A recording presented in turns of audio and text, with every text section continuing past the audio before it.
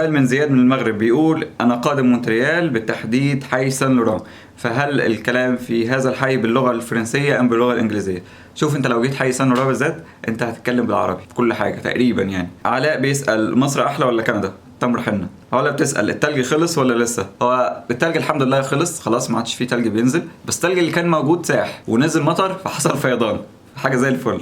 مينا بيسأل ايه حكايه الجيش اللي نزل عندكم؟ اصل جاستن ترودو عايز يترشح لفتره رئاسيه جديده، بس هو مش نازل عشان الفترة الرئاسية الجديدة، هو نازل عشان الفيضان حصل فهو بيساعد الناس ويبان ان بيحصل شغل وكده يعني. تسأل الأسئلة دي ليه؟ الأسئلة دي ما تسألش. مصطفى بيقول ايه اللي يخليني اهاجر وانا مستريح في بلدي؟ مثلا ايه اللي يخليك تهاجر وانت مستريح؟ ايه ده سؤال مش تعليق. طب حلو الكلام ده، تعالوا نتكلم في الموضوع ده. صباح الخير عليكم، يا رب تبقوا بخير وبسعادة وبصحة. النهارده ان شاء الله هنتكلم على سؤال مصطفى، ايه اللي يخليني اهاجر وانا مستريح في بلدي؟ لفترة كبيرة جدا كان دايما التعليق ده بيتكتب، وانا بحس ان التعليق ده يعني اللي هو حاجة منطقية، ايه اللي يخليني اكل وانا شبعان، حاجة كده يعني. فطلع ان هو سؤال. انا لما بشوف السؤال ده انا يعني بفهمه ان والله انا مستريح في بلدي وكله تمام وما عنديش اي مشاكل، قول لي حاجات تخليني اتضايق واحس ان انا يعني ناقصني حاجه وهاجر. فالاول يا مصطفى انا هبدا بثلاث حاجات. اول حاجه هو ان انت طالما وصلت لمرحله الرضا فدي حاجه كويسه جدا يعني، هنيئا لك، سواء كنت في مصر، في سوريا، في المغرب، في كندا، في امريكا، في اي حته انت وصلت للمرحله اللي انت فيها مستريح بحياتك ومطمن وكله تمام، خلاص انت كده تمام. ممكن جدا واحد يكون ناقصه حاجات بس طالما هو مش حاسس بيها او مش مأثره في حياته قوي،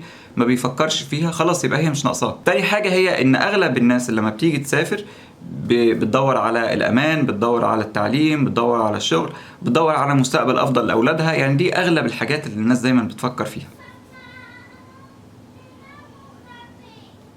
هنا لو سمحتي يا هنا بلاش كده. يعني مثلا انا هقول لك حاجه عني، انا كنت عارف ان في حاجه فايتاني وعارف ايه هي بالظبط لما سافرت، وكان اول حاجه سافرتها كانت دوله اوروبيه، فزعلت لان انا حسيت ان الناس اللي في سني مش عايشين نفس مشاكلي. كل الحاجات اللي انا عمال بفكر فيها ومشغول بيها في المرحله العمريه بتاعتي ولا بيفكروا فيها نهائي. يعني مثلا في ثانويه عامه، في الوقت اللي احنا مطحونين فيه علشان نلحق تنسيق، هم مش في دماغهم الكلام ده، بيذاكروا بيحاولوا ان هم يلاقوا منح علشان كليات معينه، جامعات معينه، بس مش بنفس الطريقه اللي موجوده عندنا. مفيش واحد بينتحر مثلا عشان جاب درجه وحشه في الهاي سكول في الوقت اللي فيه ناس بتنتحر عشان الثانويه العامه. كله بيلعب رياضه، كله بيسافر، فزعلت ليه انا يعني فايتني كل ده. فدي تاني حاجه اللي هي الحاجة اللي انت شايفها في البلد اللي انت عايز تروحها. تالت حاجة بقى، اوعى تهاجر من غير ما يكون عندك دافع، مشكلة في البلد الام. وخلي بالك ان ده ملوش دعوة ابدا بالحب، انت ممكن جدا تكون بتحب بلدك بس في حاجات معينة انت ما تقدرش تتحكم فيها، ما تقدرش تتحكم في المجتمع، في السلوك،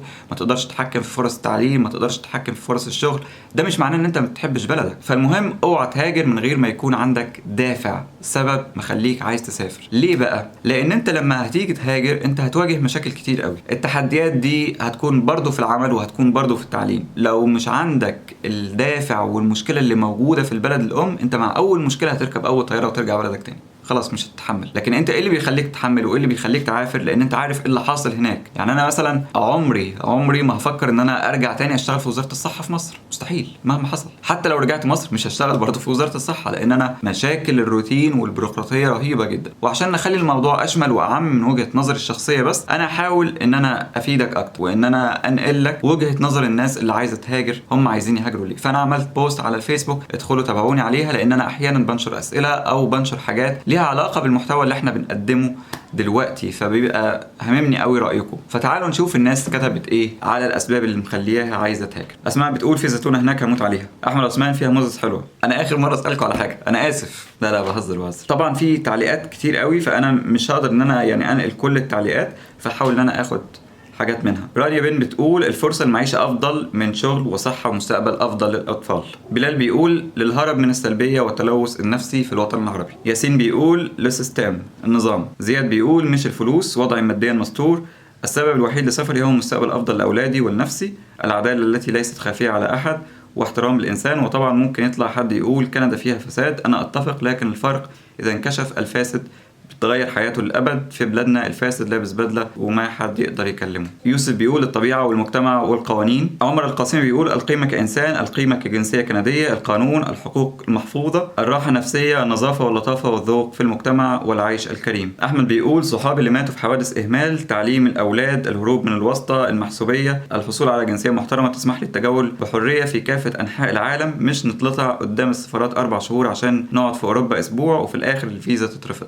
حسان بيقول الشرق الأوسط أصبح أرض ظلم وأذى ودماء. سارة بتقول شيرشي أن فينير، بتدور على مستقبل. حسام الدين بيقول زحمة الإشارات في القاهرة. هو بصراحة الحياة المرورية هنا منظمة أكتر بكتير. أنا بتقول كل شيء، الرقي، الإنسانية، القوانين، العدالة، الثقافة. يسرى بتقول الحرية وراحة البال من غير ما حد يحقد على التاني بسبب إن في فرق بين الطبقات، حياة مؤمنة في الكبر، وطبعا الأمان، وإنها دولة تحترم المرأة. أميري بيقول بلد هادئ مفهوش مشاكل. هبة بتقول عشان نظيفة. أحمد الشناوي بيقول العدل وتكافؤ الفرص بنسبة كبيرة. هايدي بتقول أنا بحب بلدي جدا، والله بحبها جدا، أرضها وأهلي وحاجات كتير. عايزة أحس إني بني آدمة، مش عايزة أكون خايفة من المستقبل ومن حد يتعب علشان مش هنعرف نعالجه، وعلشان أحلامنا اللي هي حقوق في بلدان أخرى. ودلوقتي هي البلد كندا قصدها، البلد اللي بتقبل مهاجرين بشروط ممكن تنطبق علينا. بدر بيقول ضمان عيش كريم وآمن لأسرتي وتحسين الظروف المعيشية لوالدي في بلد الأم. ربنا يكرمك يا بدر. ملاك بيقول أو بتقول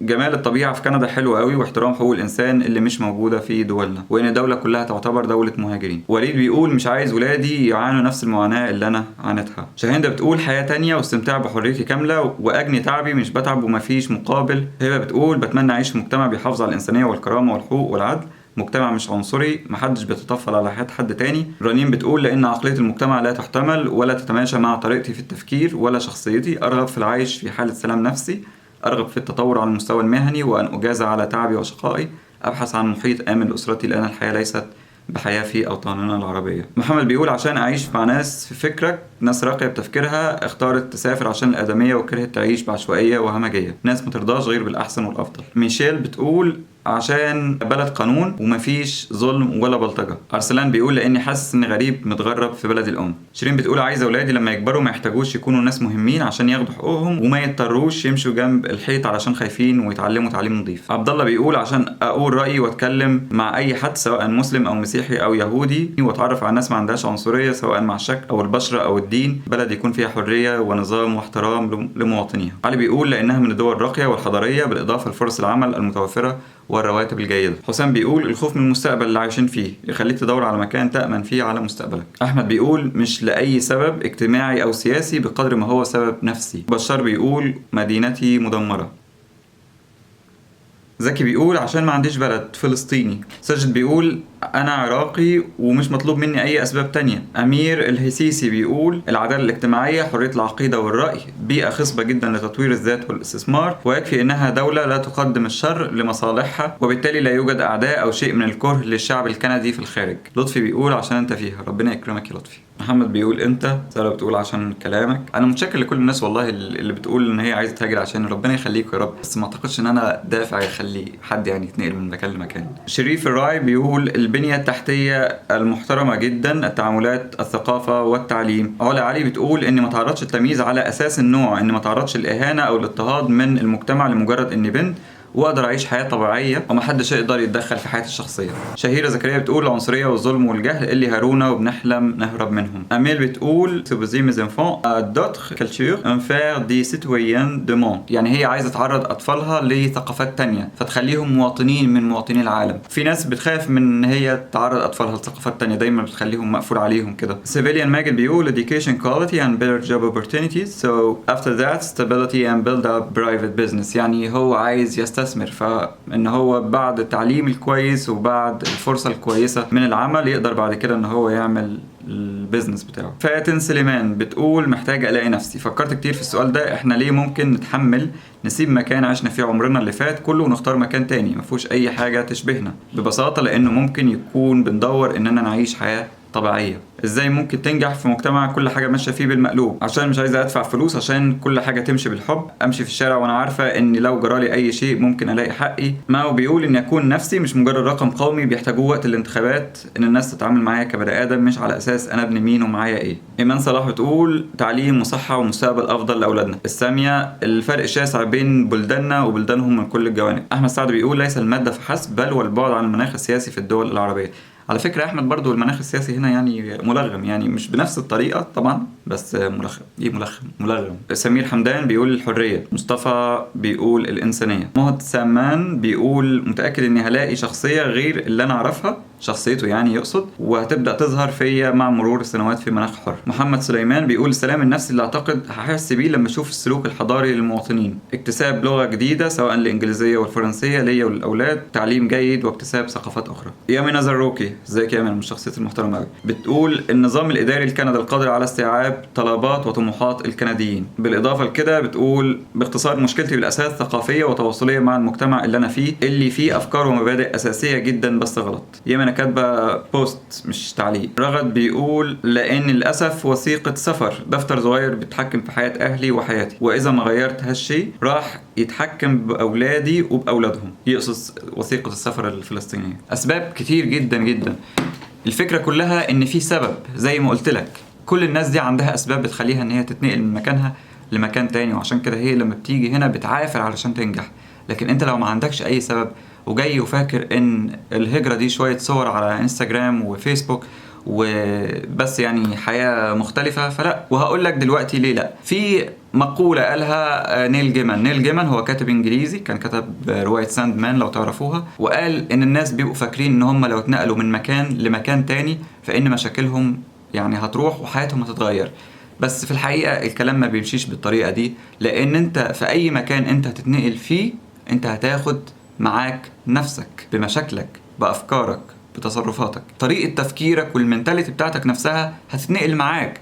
فانت لو عايش مستريح في بلدك وما عندكش مشاكل وقادر ان انت تتعامل مع كل حاجة، حتى لو غلط بتقدر ان انت تمشي نفسك، هتيجي هنا مش هتقدر تمشي نفسك، لان كل حاجة او اغلب الحاجات ماشية بطريقة مختلفة وبطريقة صح، فبالتالي هتتعب وهتقعد تسأل نفسك ايه اللي يخليني اتحمل كده، ما ارجع تاني. وده اللي غالبا بيحصل لناس كتير بتهاجر من غير ما يكون عندها دافع، من غير ما يكون عندها حلم عايزة تحققه او سبب فعلا مخليها تتنقل من مكانها لمكان تاني. عموما ايا كانت اسبابكم اللي بتخليكم عايزين تتنقلوا، اتمنى لكم كلكم التوفيق، واتمنى لكم كلكم حياة آمنة وسعيدة انتوا واسركم في دولة تانية. شكرا ليكم جدا وشكرا لمتابعتكم وشكرا لكلامكم الحلو جدا في التعليقات. لو عجبكم الفيديو ما تنسوش تعملوا لايك، ولو انتوا جداد في القناة ما تنسوش تعملوا سبسكرايب.